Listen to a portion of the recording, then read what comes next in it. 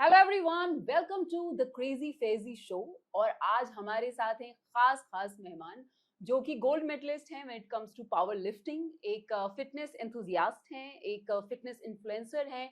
She has own fitness clubs in the past and ये fitness magazine की writer भी रही हैं, एडिटर रही हैं और बेहद सारी चीजें करती हैं। A mother of one and so many things. So thank you so much for taking out time for us. Thank you so much, Faizi, for inviting me to the Crazy Faizi show. Thank you. Okay. सो जब हम आपके सफर की बात करते हैं कि आपका एक फिटनेस से बहुत कनेक्शन रहा है, सो इस सफर की शुरुआत कहाँ से हुई थी? So मैंने अपना करियर स्टार्ट किया था 1998 में, immediately after English honors in B.Ed, and I started as an English teacher in Salwan Public School, Rajendra Nagar. And I was a TGT English for a good 15 years. And मैं meanwhile lectureship के लिए try करती रही. साथ साथ पढ़ाई मैंने तभी करी, MA English, MEd and MBA भी किया because I was very keen to expand into the field of lectureship and education.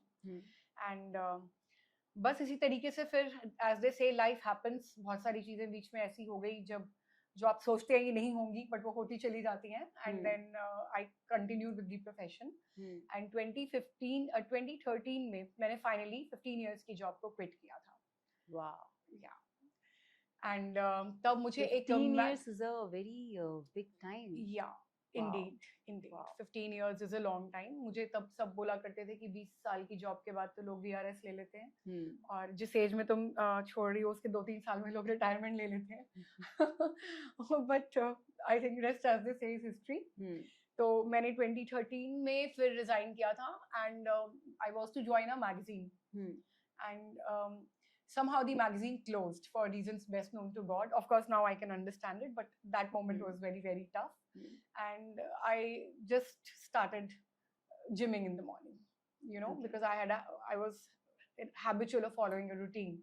So I just went to the gym. मुझे पतले रहने का शौक था, मुझे एक्सरसाइज करना अच्छा लगता था, तो तब से मेरी जर्नी की शुरुआत हुई. वाह।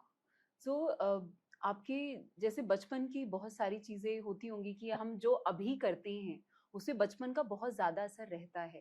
तो बचपन में आपका रूटीन कैसा था या फिर आपका फिटनेस की तरफ रुझान जो है वो एक्चुअली कब से था? जैसे जॉब छोड़ने के बाद तो आप एक्चुअली अपने पूरे फेस के साथ, एक फेम के साथ आई हैं, पर इसकी शुरुआत जो है वो बचपन से कहीं हुई होगी। नहीं, सो वो बचपन में बिल्कुल भी नहीं थी. अच्छा, बचपन कैसा था? Hardcore Punjabi. And I lived abroad as a child. My father was posted in Algeria for a good many years. And my mom was also a principal, so she was also with him at that time.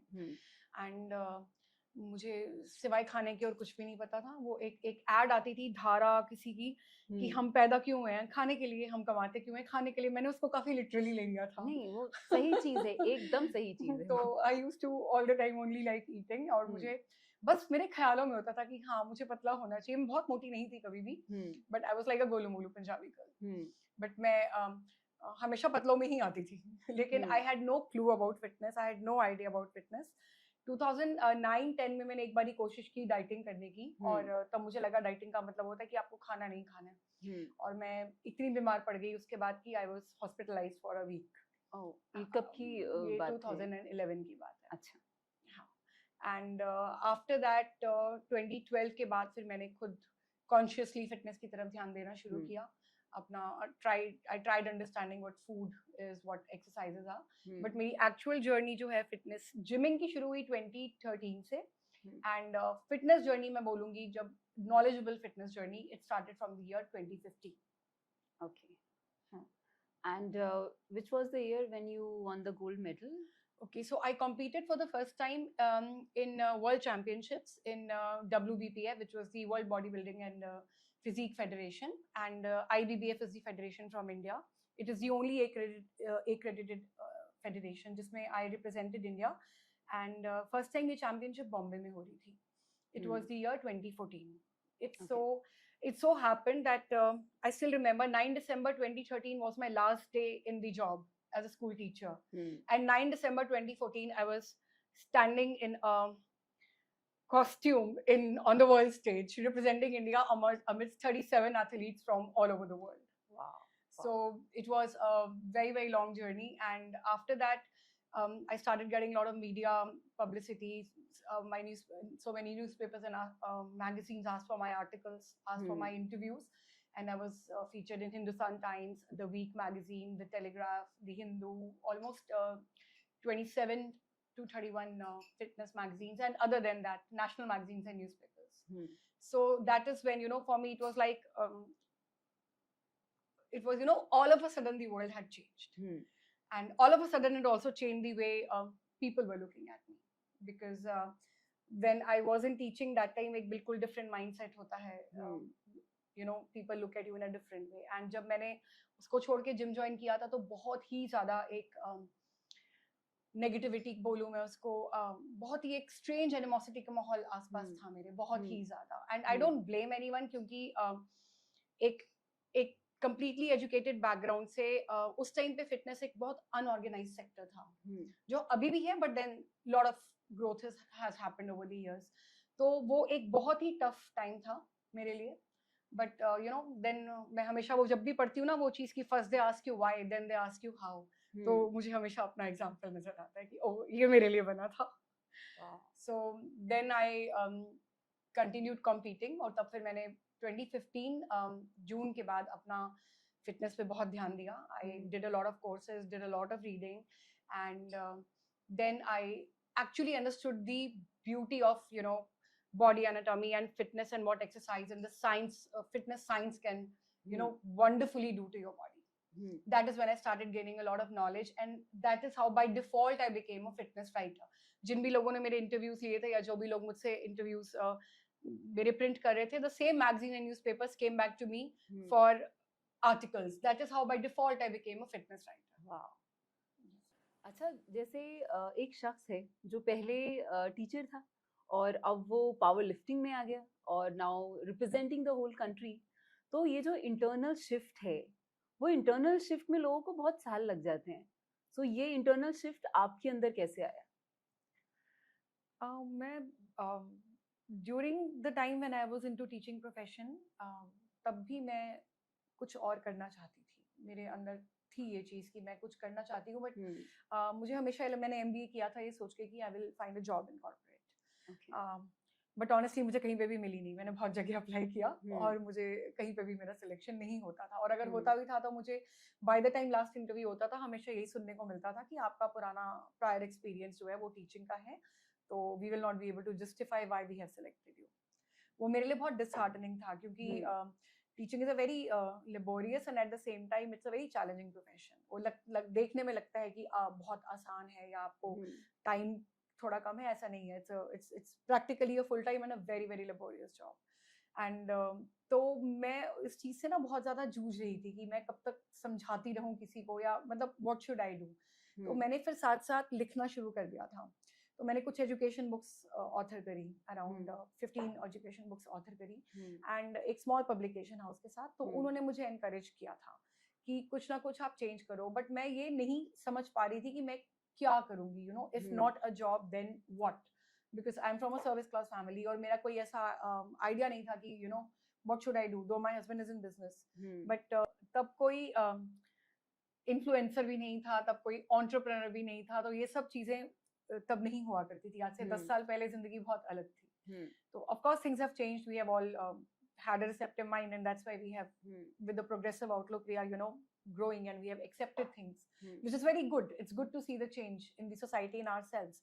But खुद के अंदर वो change बहुत समय से उसकी मुझे चाह थी, लेकिन अडेप्ट करने में लोगों को तो वक्त लगा ही होगा, मुझे खुद भी बहुत वक्त लगा था, बहुत ही ज्यादा. मतलब मुझे हर चीज जो एक नॉर्मल इंसान के लिए नॉर्मल होती है, मुझे हर वो चीज करने पे भी गिल्ट आ जाता था कि ओ माय गॉड मैं स्कूल नहीं जा रही, मैं जिम जा रही हूँ, ओ माय गॉड मतलब जैसे पता नहीं मैं कुछ गलत करने जा रही हूँ. तो वो एक बहुत स्टूपिड फीलिंग थी, जिससे मैंने बहुत टाइम तक अपने आप को समझाया. But then eventually thanks to I think my education and thanks to my parents grounded behaviour, I think that really helped me, pave my path. कि मुझे पता था eventually मुझे education से related जो भी करना है, it has to be something related to education. So that is why I combined fitness and my knowledge of fitness, and that is why maybe I became a fitness writer.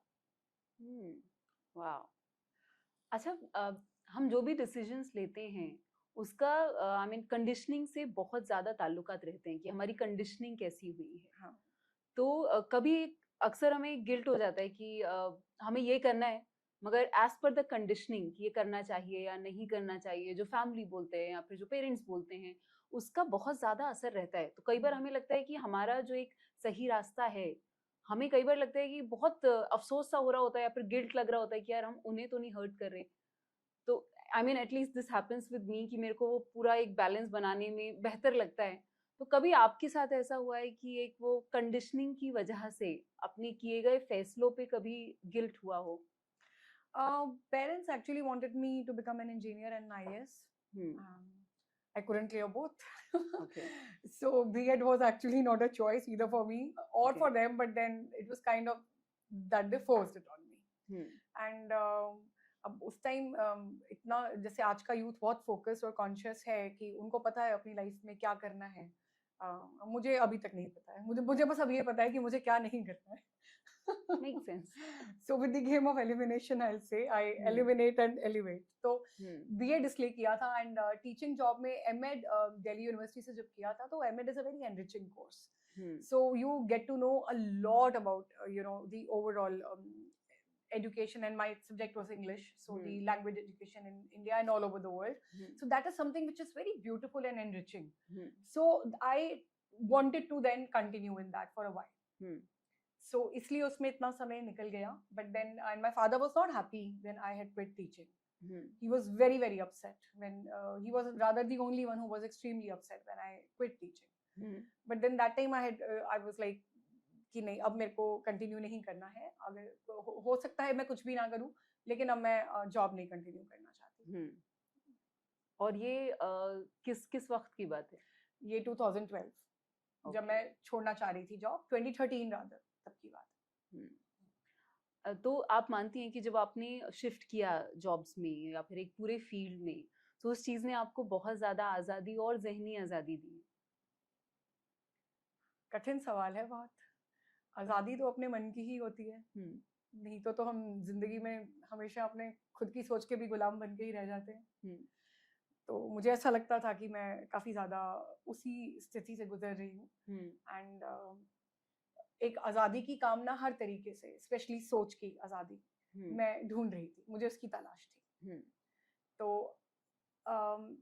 वक्त लगा, but 2015 के बाद मैं महसूस करती हूँ कि मुझे वो ईश्वर ने वो दिया। अच्छा, जब हम ये हीरोज जर्नी की बात करते हैं, जोसेफ कैम्पबेल, तो उसमें जो स्टेजेस आती हैं कि once you kill the dragon in the dragon's cave and then you held the treasure in your hand, उसके बाद एक तरीके से जब रिसरेक्शन का कॉन्सेप्ट माना जाता है कि आप वापस से जिंदा होते हैं, you're reborn। और जब आपने स्विच किया कैरियर्स में या फिर एक जब अपने लिए आप स्टैंड लेते हैं, तो वैसा सा महसूस होता है कि आप वापस से शायद वापस जिंदा हुए हैं। तो ऐसा आपको महसूस हुआ था? हाँ, वापस जिंदा तो नहीं बोलूंगी, जिंदा हो गई हूँ, इस जिंदगी में जी रही हूँ, इसका एहसास मुझे सबसे पहले हुआ था। और फिर उसके बाद तो डेफिनेटली जब चैंपियनशिप्स में विक्ट्री हासिल हुई, या जब फील्ड अच्छा लगने लगा और उसमें रिकॉग्निशन भी मिलने लगी, तो वो एक that feeling is something which has strengthened me so much, and the way I always say, it has been a lone battle, and it has been really tough, because apparently it looks all glamour, but it is really tough. Not only the workout, but everything around that, what you have to weave, it's a very, very tough journey. So that उस time बहुत बार ऐसा होता था कि मैं बहुत week पड़ जाती थी, लेकिन आई थिंक माई डिटर्मिनेशन, या कह सकते हैं जिद, मेरी वीकनेस भी मेरी जिद है और मेरी स्ट्रेंथ भी मेरी जिद है। अच्छा, हमने आपका सफर देखा है खासतौर से 2014 ऑनवर्ड्स कि कैसे आपने स्विच किया है, फिर उसके बाद you became the gold medalist, फिर you have been supporting so many marathons, known marathons. तो पूरा जब आपकी ये पूरी जर्नी रही है, सो वो कौन सा वक्त था that you really hit the rock bottom कि अब तो कुछ भी चेंज नहीं हो रहा है, क्या हो गया है जिंदगी में? कभी ऐसा दौर आया है जिंदगी में? 2 बार मैंने ऐसा टाइम देखा। पहली बात तो I got married in 2000, and I was very keen to have a child immediately, and 2006 में मेहर आई। तो वो जो 6 साल थे वो शायद बहुत ही टफ टाइम रहा मेरे लिए। You know, waiting for the child to happen, waiting for the baby to come. That was really tough. And उसके बाद जब मैं 2011 से 2013 तक मैंने मन बना लिया था कि मैं job छोड़ूंगी and I will, you know, do something else. और जब मैं इधर उधर ढूंढ रही थी जॉब या और बहुत चीजें ढूंढ रही थी, बहुत जगह इंटरव्यूज के लिए जाया करती थी, तो वो एक समय आया था जब मुझे एक दो बार लगता था कि मतलब मैं हार गई, कि अब मुझे लगता था कि मैं खुद से भी हार गई हूँ कि अब नहीं है, कुछ भी नहीं होगा। बट फिर मैंने कुछ 2-3 लोगों से डिस्कस किया जिनसे मुझे बहुत अच्छी आई विल से गाइडेंस भी मिली, यू नो एक अच्छा एक्सचेंज ऑफ नॉलेज मिला। तो तब मैंने डिसाइड किया कि ठीक है, अभी मैं रिजाइन कर रही हूँ और अब देखते हैं आगे क्या होगा। बट मैंने वैसे छोड़ा उस मैगजीन को ज्वाइन करने के लिए ही था। हाँ जी, so that was a time. And then उसके बाद 2015 से लेके 2021 तक तो टचवुड बहुत अच्छा टाइम रहा। Covid obviously impacted a lot of things, but before that मैंने 4 बार इंडिया को इंटरनेशनल प्लेटफॉर्म पे रिप्रेजेंट किया। 3 बार फिजिक स्पोर्ट्स में, 2 बार वर्ल्ड चैंपियनशिप्स में, 1 बार एशियन में, एंड देन 1 बार कॉमनवेल्थ पावर लिफ्टिंग में साउथ अफ्रीका में 2017 में। That again was a turning point in my life. And I got 4 gold medals in my category, M163. And congratulations. Yeah, it was in equid powerlifting, and I was also given, you know, उसके पहले WBBS से जब मैं participation करती थी तो उस time पे YouTube पे और बहुत सारी जगहों पे बहुत सर्वेस ऐसे हुए थे जिसमें मुझे 5 fittest moms of India and one of the most educated women in fitness in Asia का भी certifications मिले थे। वाह, अच्छा, आपने इतनी सारी चीजें जो हैं अचीव की हैं, both in your family life, in your professional life, in your personal life, कभी जहनी परेशानी से वास्ता हुआ है तो आपने उसको कैसे कोप अप किया है उस चीज? हाँ, सो 2020 में तो कोविड आया तो obviously it was a different world all together for everyone. उसके बाद तो आई थिंक बहुत सारे लोगों का नजरिया भी बदल गया जिंदगी की तरफ, यू नो, कि चलो सबसे पहले तो जिंदगी की वैल्यू करो। आप आज जिंदा हो, यही एक बहुत बड़ी चीज है। बहुत लोगों को बहुत नुकसान हुआ। सो 2020 में तब मैं एक ब्रांड एम्बेसडर थी यूनिवर्सल की एंड स्पोर्ट्स न्यूट्रिशन ब्रांड की, और मैंने अपना साथ में खुद का वेंचर स्टार्ट किया था एक, which was in which I miserably failed. Okay, that has been a big failure for me and a very big learning for me. And 2021 में मैंने सोचा कि मैं अब कुछ और मतलब एक कुछ और करना चाह रही थी, क्योंकि वन फाइन डे ऐसा हुआ कि एक पर्टिकुलर हफ्ता ऐसा है अक्टूबर में कि मैंने पार्टनरशिप की थी कंपनी में, उसको फिर मैंने डिसॉल्व किया क्योंकि वहाँ मेरा काम नहीं चल रहा था बिल्कुल भी, और ठीक नहीं था, मतलब मेरे लिए ग्रोथ नहीं हो रही थी मेरी वहाँ बिल्कुल भी। तो मैंने वो पार्टनरशिप डिसॉल्व की एंड उसी दिन कैब में वापस आते हुए मुझ पे एक सिलेंडर गिर गया, कैब में पीछे रखा हुआ था, which is very strange. And मैंने इग्नोर किया, मुझे पेन हो गया, ऑब्वियसली मैं रोने लग गई बहुत ज्यादा। नेक्स्ट डे मैं जिस ब्रांड की ब्रांड एम्बेसडर थी, उन्होंने मुझे बोला, तब मैं स्पोर्टेक्स सॉल्यूशन की ब्रांड एम्बेसडर थी, सॉरी, उन्होंने बोला कि अभी कंटिन्यू नहीं करना है एंड आपका 3 मंथ्स का प्रोजेक्ट पूरा हो चुका है। एंड मैं एक मैगजीन की एडिटर थी पिछले 7 साल से, फिटनेस गुरु मैगजीन की, उन्होंने भी डिसीजन लिया कि अब होल्ड पे डालेंगे ऑपरेशंस को कुछ टाइम और उसके बाद रीस्टार्ट करेंगे। सो मैं कंसल्टेंसी और इंस्टाग्राम के थ्रू भी काफ़ी कुछ कर रही थी, अगेन स्पोर्ट्स न्यूट्रिशन ब्रांड्स के साथ ही और वेलनेस ब्रांड्स के साथ कंसल्टेशन कर रही थी। तो वो मंडे से लेके थर्सडे तक वो 1 2 3 4 मतलब फ्राइडे को मैं जीरो हो गई थी बिल्कुल, मंडे को स्टार्ट होके। तो मैंने उस टाइम पे अपने आप को यही समझाया कि 2013 में जब मैंने जॉब छोड़ के कदम रखा था तब मैं कुछ भी नहीं थी, मुझे कुछ भी नहीं जानती थी मैं। एंड आज भगवान की दया से एक नाम है, एक रिकॉग्निशन है एंड थोड़ी बहुत नॉलेज है। Of course it's a never ending field, but then ठीक है, थोड़ी बहुत नॉलेज है तो कुछ ना कुछ कर ही लेंगे। उस टाइम पे बहुत पहलवानी दिमाग काम किया और मैं बॉडी बनाऊंगी, सबसे पहले सुबह शाम वर्कआउट करूंगी, ये करूंगी। उसने मेरी इंजरी को इतना वर्स कर दिया कि इतना पेन होने लग गया था कि मैं अपना हाथ यहाँ से यहाँ तक भी नहीं कर सकती थी। एंड फिर मैंने जिस जिम में मैं जाती हूँ वहाँ पे एक सर हैं, उनके कहने पर मैंने MRI करवाया तो पता लगा कि मैं बहुत ही सर्जरी के नज़दीक हूँ और मुझे इमीडिएटली अपना वर्कआउट वगैरह सब कुछ रोकना पड़ेगा।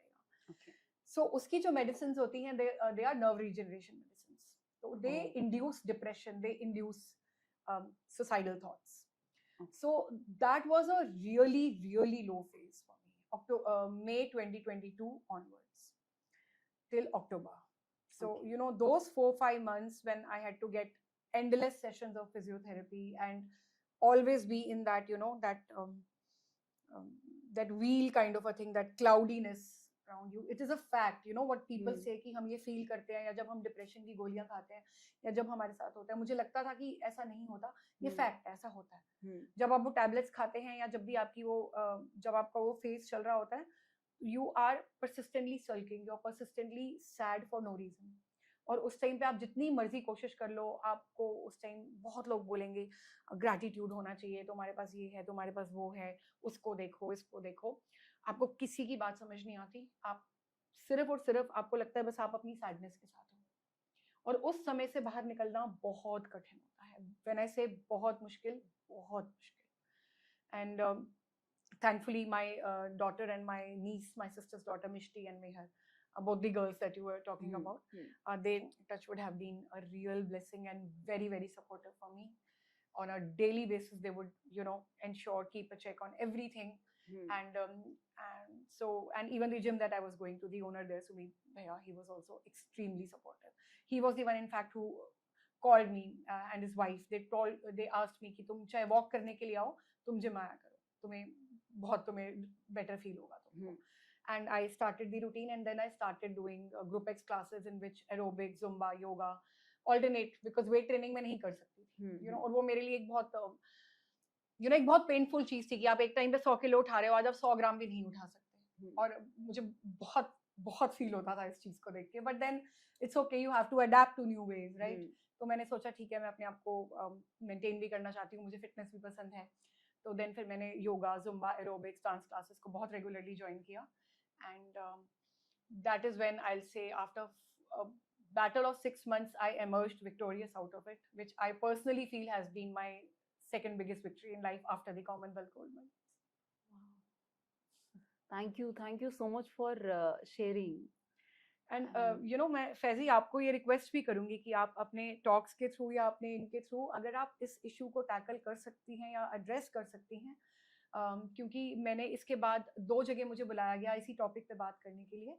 एक मेरठ में कोई कॉलेज है, दैनिक भास्कर का वहाँ प्रोग्राम था जहाँ पे सदगुरु भी आए थे. There were 8 speakers, by God's grace I was also one of them. And we had to talk on the issue of mental health only. तो अब मेरे को याद है मेरी इतना टाइम की जो सफरिंग थी, उसमें हर रोज फिजियोथेरेपी के टाइम पे मैं एक ना एक पोएम लिखा करती थी अपनी उदासी को एक्सप्रेस करने के लिए.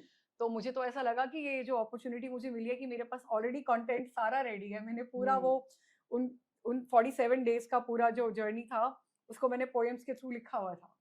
एंड उसके थ्रू फिर मैंने एक्सप्रेस किया अपने आप को वहां पर.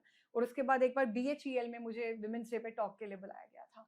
वहां पर भी मेन इशू यही था कि BHEL is obviously a place for engineers. The top most engineers of the country are working there. All women engineers, most of them. So this was their, you know, plea that everybody thinks that we are engineers, we are working with BHEL and everything is hunky dory around us. कोई ये बात समझ ही नहीं सकता कि हमें भी तकलीफ होती है या हम भी मेंटल हेल्थ इशू से गुजरते हैं. और अगर उसको फेस कर रहे हैं तो whom do we talk to?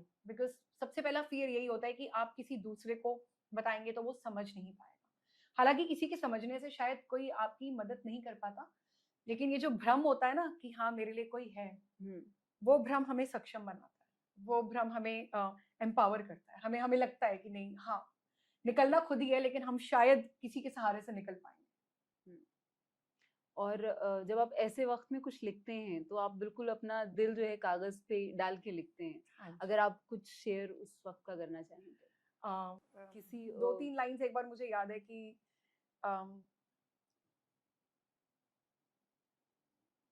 everyone around, everyone will say all is well, but only you know that you are going through hell. You will be sitting smiling happily in a party. All of a sudden there will be a thought which is very dirty. You will start sulking, you will start crying, and for everybody around things will all be fine. They will tell you tomorrow the sun will shine, but you only see a darkness in your heart. You only see a darkness forever. Wow. Thank you for sharing.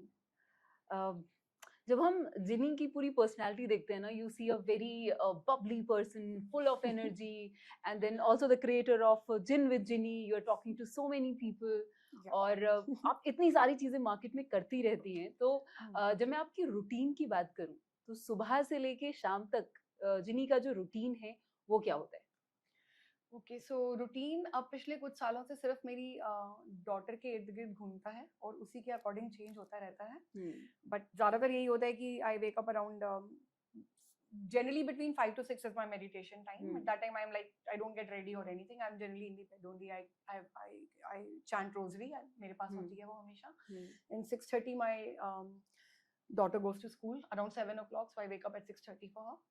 And उस madam को बहुत सारी चीजें चाहिए होती हैं, ये पकड़ा दो, वो पकड़ा दो, ये कर दो, वो कर दो. And then after that I just get ready and I go to the gym. And by 7:30 I try to go to the gym. And then 7:30 to 8:30 I attend a group X class, and then about an hour and a half of weight training, aerobics, yoga, whatever I want to do. Like that is a kind of a me time for me. And then after that, depending on whatever my routine is, twice to thrice a week I have to go for meetings. Now I'm working full time as an Instagram influencer marketing में हूँ collaborations के लिए. So that is my one of the main, you can say, things that I'm doing. तो उसकी collaboration के लिए mails भेजना, उनसे related brands से मिलने के लिए जाना या meetings के लिए जाना, twice to thrice a week तो वो होता है. Other than that, I write very regularly on LinkedIn and on many other online portals where I submit articles related to fitness, wellness, my reviews on food, and now I started writing on something on mental health also. Okay. So twice, thrice a week वही रहता है, and weekend is generally with family only. And evenings again, some of the days I go in the evening also to the gym, but that's only for the dance classes. I'm very fond of dancing. And other than that, family outing once or twice a week हो जाती है. And उसके बाद बस generally यही routine रहता है. बाकी regular में आजकल बहुत सारा होमवर्क दे देती है मेरी डॉटर मुझे करने के लिए, ये फाइल कंप्लीट करके रखना, ये कंप्लीट करके रखना. व्हेन आई टेल हर मुझे जाना है, and she immediately tells me, body बनाना जरूरी है या बेटी का करियर बनाना जरूरी है? Then I have to 2 days back also I slept at 3 o'clock. उसको every day बहुत टैक्सिंग चल रहा है अभी उसके साथ बहुत ज्यादा. उसने अभी अपनी बुक भी लिखी थी. उसकी फर्स्ट बुक, हाँ, शी क्लास 11 में उसकी फर्स्ट पोएट्री बुक रिलीज हुई थी. And by God's grace she is very sincere and very hard working. तो उसने वो पूरी बुक रेडी करने के बाद मुझे उसकी मैन्युस्क्रिप्ट पकड़ाई कि इसको आप टाइपिंग करके उसको एडिटिंग करके आपको पब्लिशर ढूंढना आपका काम है. तो पूरा काफी समय उसके साथ, मतलब पिछले 1 साल से उसकी बहुत सारी चीजों में बहुत टाइम निकल जाता है मेरा, and which is very good. I feel very good doing that. तो मुझे कोई बोलता है कि ज्यादातर लोग बोलते हैं कि शादी करने का क्या फायदा होता है, आपने शादी क्यों की? मैं बोलती हूँ वही motherhood is the best feeling. If you ask me, I am very, very fond being. So if I have to choose anything, being a mommy is my favorite thing. How sweet! Wow. And she has been with me very consistently throughout my journey. I'll never forget the hug she gave me when I reached home and I told her Mama has resigned, and she was like, "Wow!" And you know, her first thing was, "अब थोड़े दिन school से मुझे bus stop से pick करने मुझे आ पाओगे?" Wow. So I'll always remember that. And while going for any championship or any event or any, you know, anything where I'm getting felicitated or anything, she always leaves little notes, little things for me. So she had drawn a medal. I still have that, you know, when I was going, and I opened the suitcase there and it was that, "Be ready, you're going to win your gold medals and this is your first one." Wow. This is so amazing, so touching. Wow. So ज़्यादातर routine ऐसा ही रहता है. बाकी family के साथ भी time काफी spend करती हूँ मैं. रीडिंग में बहुत ज्यादा टाइम जाता है. I am very fond of reading. अच्छा, आप इतने मौजू पे लिखती हैं, सो आप अभी कौन कौन सी किताबें पढ़ रही हैं और कौन सी ऐसी किताब है जिसने आप पे बहुत ज्यादा असर जो है छोड़ा है? मेरी फेवरेट बुक्स हमेशा फिलोसफी की तरफ ही रहती हैं. और जो सीक्रेट की तीनों सीरीज हैं, सीक्रेट, द हीरो, वो वाला तीनों, and the power with in you, ये मेरी काफी फेवरेट है. इनको मैं रीरीड करती रहती हूँ बार बार. अभी मैंने फिर से फाउंटेन हेड शुरू की हुई है. वो मैंने बहुत पहले पढ़ी थी and but I still wanted to. और मैंने एल्केमिस्ट भी दोबारा से पढ़ रही हूँ. एंड एक ब्रायन वाइस की बुक है, अब नहीं ब्रायन वाइस की नहीं है वो, हीलिंग के ऊपर ही एक बुक है जो मैंने अभी न्यू स्टार्ट की है.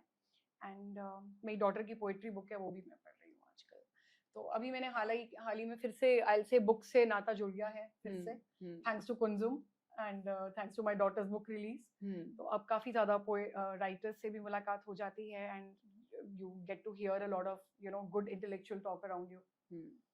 So, and I'm writing an ebook on mental health. It's almost on the verge of completion, and I am trying to write a memoir, but I'm not very keen on that. Before that, I'm very keen to write something on food and fitness. Okay. So and overall इतने सालों में मेरे काफी experiences रहे, मेरा travel बहुत ज्यादा रहा, and ऑन की एम्बेसडर थी मैं 2016 से। फिट इंडिया कैंपेन उन्होंने स्टार्ट किया था, एक #fit India campaign, and government of India का भी एक फिट इंडिया कैंपेन है, उसकी भी मैं एक ब्रांड एम्बेसडर हूँ अभी currently. But that time I was the brand ambassador for on fit India campaign. So with them मुझे मौका मिला था at least more than 500 sessions, paramilitary forces and RWAs and different things. हमारी मुलाकात भी वहीं पे हुई थी। I was attached to the Super Sikh Run because of that. Yeah. And then cycle rally, बहुत सारे walking groups, marathon runners के साथ मेरा contact रहा। So it was during that time कि मुझे ना ये genuinely मैंने ये चीज समझी कि फिटनेस एंड फूड के बारे में लोगों को जानकारी नहीं है, एंड women अपनी फिटनेस को बिल्कुल भी प्रायोरिटाइज नहीं करती हैं। एंड बहुत सालों तक मेरा भी शायद ब्रेकफास्ट लेफ्ट ओवर सब्जी के साथ नमक मिर्च की रोटी ही हुआ करता था। एंड सब जितनी भी इन ग्रुप्स में मैं गई तो सबसे ज्यादा मैं यही देखती थी कि women are not very they have not been conditioned to prioritize either themselves or their food. And ये एक काफी मेजर इशू है, और रूरल एरियाज में आप देखेंगे तो वहाँ तो बहुत ही ज्यादा खराब है, और इवन अर्बन पॉपुलेशन में भी ये other than I'll say the nuclear couples, or let's say the people who have been strong enough to live life on their own terms. आप बहुत ज्यादा फैमिलीज में आप देखेंगे तो ये चीज इजी नहीं है। तो इस चीज के बारे में मैंने बहुत ज्यादा लिखने की कोशिश की, and then my interest towards this kept on developing, that how the science of Ayurveda, how the science of whatever Hinduism has taught you, or let's say whatever is there in yoga and Ayurveda, उसमें food and fitness का इतना एक beautiful relationship है कि God has made human body so powerful that it had the powers to heal itself only through changes of food and fitness. मैंने naturopathy भी किया 3 साल का, एंड मैंने फिटनेस के भी कई कोर्सेज किए, मैंने जुम्बा ट्रेनिंग भी किया, एंड मैंने पर्सनल ट्रेनिंग का भी कोर्स किया। तो ओवरऑल सबकी जो कॉमन चीजें थी वो यही थी कि आप फूड एंड फिटनेस से कैसे अपनी हेल्थ को एक ऑप्टिमम लेवल तक लेके जा सकते हैं। ऑफ कोर्स जो क्रोनिक डिसीजेस होते हैं उसके लिए allopathy is the only solution, right, and immediate relief के लिए you need allopathy. But naturopathy में भी अगर आप पढ़ेंगे तो there are lots of things in which if you just move around the food, whether उसमें raw food, boiled food, water intake, हर चीज को बहुत इंपॉर्टेंस दी गई है। If you combine that with Ayurveda, you can actually achieve a very very good health level for your own self. Of course आपको एक स्कल्प्टेड फिगर चाहिए, कुछ चाहिए, तो आपको एक्सरसाइज उसी हिसाब से करनी पड़ेगी। You will have to do resistance training, you will have to do weight training for that. आपको रनिंग करनी है तो आपको मैराथन रनिंग के लिए आपको अपनी ट्रेनिंग अलग करनी ही पड़ेगी। लेकिन अगर एक आम आदमी जो जिम नहीं जाना चाहता, या लेट्स से जिम जाता है लेकिन उसको सिर्फ अपना हेल्थ कॉन्शियस रखना है, so for that there is so much that you can do just by playing around with the food intake that you have in one day. So that is one topic which really interests me. I have thought about writing a book on that, but God knows when. Okay, all the very best for your book and your upcoming projects। और बहुत शुक्रिया आपके वक्त के लिए कि आपने अपना वक्त दिया है, और इतने खुल के सारे चीज़ों पे आपके अंदर इतनी हिम्मत है कि आप बात कर सकती हैं, और आपने बात की है, सो बेहद शुक्रिया। और उससे पहले ये सवाल कि अभी जो है करंटली आप क्या करती हैं? करंटली मैं इंस्टाग्राम इन्फ्लुएंसर मार्केटिंग ही कर रही हूँ, and my fields are wellness, luxury and beauty. And अभी मैंने काफ़ी अच्छे कोलैबोरेशंस किए हैं, 2-3 क्लोथिंग ब्रांड्स के साथ, एक साड़ी ब्रांड के साथ किया है, अभी एक लहंगा ब्रांड के साथ किया है, एक स्किन केयर के साथ किया है, एक होटल के साथ किया है। So I am diverting from fitness also into luxury and wellness and beauty and skin care. And I write basically on LinkedIn, and मैंने अपना खुद का लाइव शो स्टार्ट किया है, it's called gin with Jini.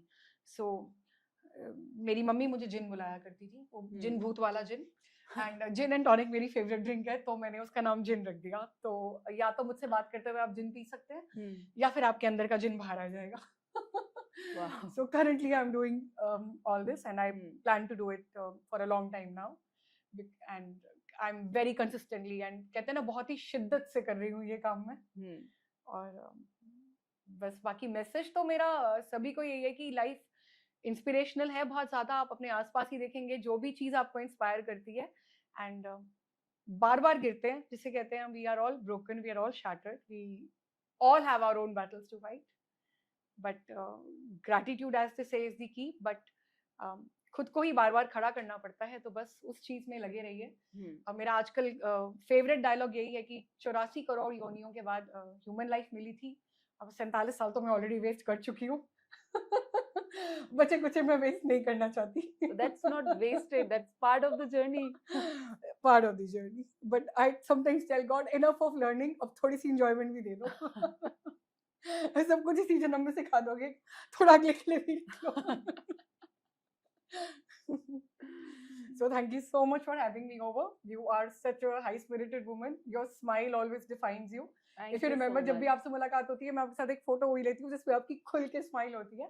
I And remember. congratulations to you for this amazing podcast. And Thank you. I regularly follow you in all your endeavors. ख्यालों की उड़ान आपने ना एक बार मुझे एक लाइन बोली थी, हर चीज का एक वक्त होता है।